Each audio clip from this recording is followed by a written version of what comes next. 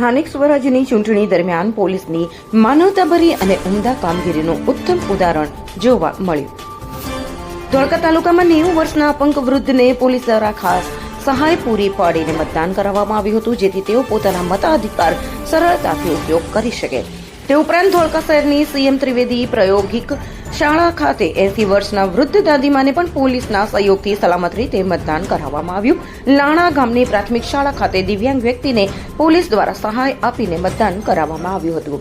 આ સાથે જ ભેટાવાડા પ્રાથમિક શાળા ખાતે પણ ધોળકા ટાઉન પોલીસ દ્વારા દિવ્યાંગ વ્યક્તિને મદદરૂપ બનીને મતદાનની પ્રક્રિયા સફળતાપૂર્વક પૂર્ણ કરાવવામાં આવી હતી। આ તમામ ઘટનાઓ પોલીસની સેવા ભાવના, જવાબદારી અને માનવતા દર્શાવે છે, જે લોકશાહી પ્રક્રિયાને વધુ મજબૂત બનાવે છે। रिपोर्टर इद्रिस शेख, धोळका।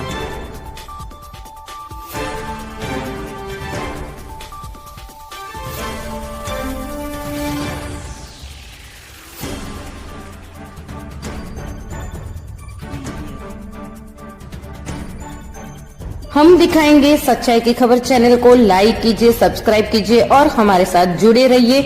हम दिखाएंगे आपको